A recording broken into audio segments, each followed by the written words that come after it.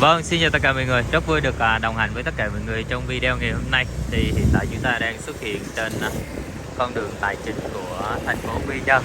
Con đường có rất là nhiều ngân hàng.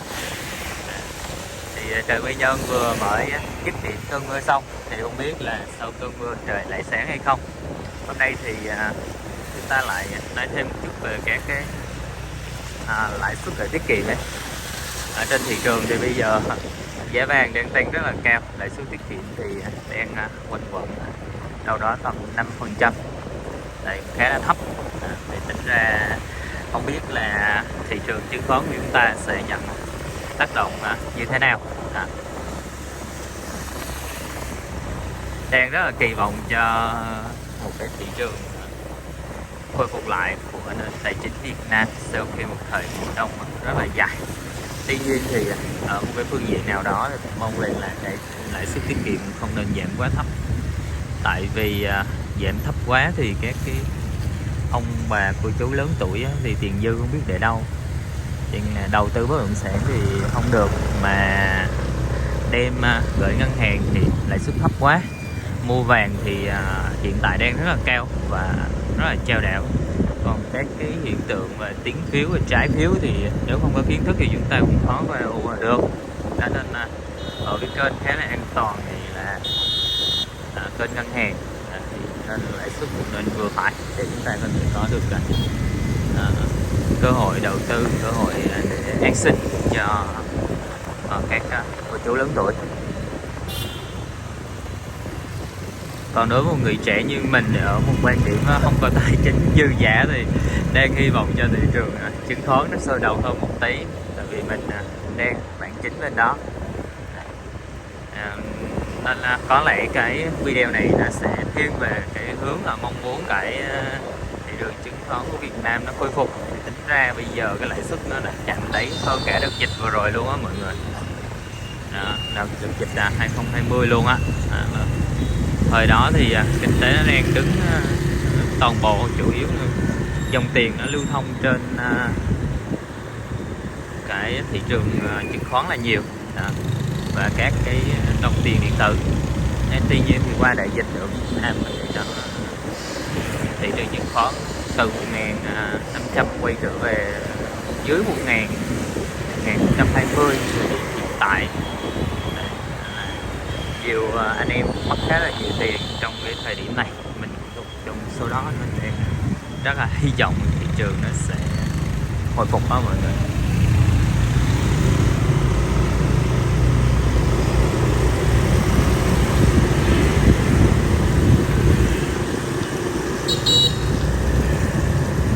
Tính ra thị trường chứng khoán Việt Nam này đang thanh lọc khá là nhiều luôn, thứ nhất là các cái kênh uy tín như của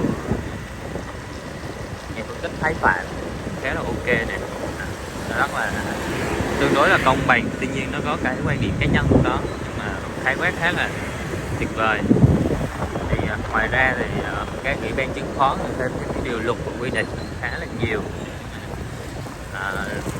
và tránh bớt các hình đầu cơ. Tuy nhiên thì phải nói thẳng ra là thị trường chứng khoán Việt Nam mình đang bị cổ phiếu hóa không quá lớn và nó bị điều tiết sau 2 giờ. Thị trường chứng khoán Việt Nam thì thường sẽ là đến 2 giờ 45 là sẽ ngừng giao dịch vào buổi chiều đó mọi người. Tuy nhiên thì thị trường nó thường biến động cách dữ dội vào khoảng từ 2 giờ 15 đến cuối phiên. Đặc biệt là những cơn đánh ấp trên ATC không thể nào tin nổi được. Mua sáng thì chưa chắc chiều mình sẽ đi về đâu, mua đỏ chưa chắc để được bán xanh, mua keo có khi phải chốt lỗ ở thấp luôn, rồi T+2 phía sau. Đây. Thị trường nó vẫn bị chi phối của một cái dòng tiền lớn, nhiều nhóm khác nhau để chi phối. Có một số thông tin ngoài luồng thì nó có khoảng 10 mấy 20 nhóm lớn đó mọi người. Và thì đó là những chia sẻ trong cái lúc mà chúng ta đang đi dạo trên con đường Phan Văn Khổ đây mọi người. Đây là con đường sầm uất và lâu đời thành phố Quy Nhơn. Ta sẽ cùng đi xin lấy nha.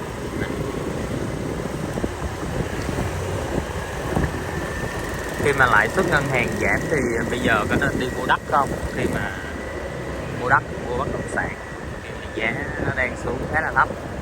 Đó là câu hỏi của nhiều bạn trẻ nếu mà đang có một triệu dư anh. Thì ta nếu mà mua nhu cầu ở thì hiện tại nên đi mọi người nên đi tìm hiểu và săn những bất động sản giá xuống tương đối thấp. Mặt bằng chung của thị trường Quy Nhơn hiện tại thì không xuống quá sâu, tuy nhiên thì có nhiều các lỗ khoảng vài trăm triệu thì ok đó mọi người. Vài trăm triệu tính ra ở mức lương Quy Nhơn thì cũng là cái nắp trời phía dưới. 100 triệu ở Quy Nhơn là cái nắp trời phía dưới nếu ở mức thu nhập bình quân theo cảm nhận của Thi nha. Nên là chúng ta cần cân nhắc rất là nhiều. Mức lương của Quy Nhơn bây giờ tương đối không có ok lắm, thấp nha. Nên là theo quan điểm của Thi thì bây giờ chúng ta có thể đi mua bất động sản được rồi. Việc là bất động sản để ở và giảm sâu nên chịu khó đi săn.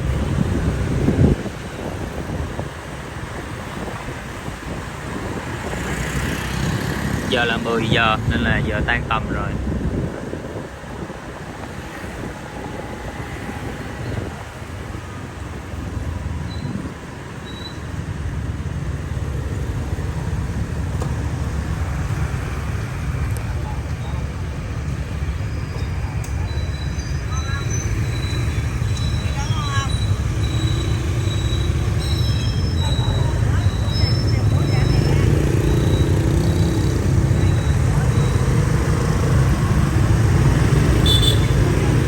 Lưu thông thì mình chấp hành luật giao thông mọi người. Giống như vào trong cái thị trường nào thì mình cần phải tìm hiểu rõ và nắm quy tắc của nó để mà chấp hành cho tốt, để đảm bảo lợi nhuận trong thị trường chứng khoán, trong thị trường đầu cơ vàng, đầu tư vàng, trong thị trường bất động sản. Đó, thì chúng ta cũng cần phải rèn luyện trước khi mà để trở nên hiểu biết hơn. Đó nên là việc đọc sách này, lắng nghe người khác và đồng thời phải chấp nhận những cái sai lầm để có thể trở nên chuyên nghiệp hơn, trưởng thành hơn.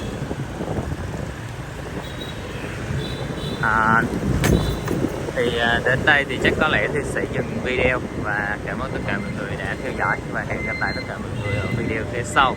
Nếu như mọi người cảm thấy video này hay thì có thể là comment, like, ủng hộ nha. Đồng thời thì nếu muốn tìm hiểu về thị trường bất động sản Quy Nhơn hoặc là chia sẻ trò chuyện thêm thì có thể liên hệ với Thi nha. Ok, cảm ơn tất cả mọi người và hẹn gặp lại tất cả mọi người ở video sau. Tất cả mỗi khó khăn chúng ta đang gặp phải thì chỉ là thử thách thôi, đúng không ạ? Rồi, hẹn gặp lại tất cả mọi người ạ.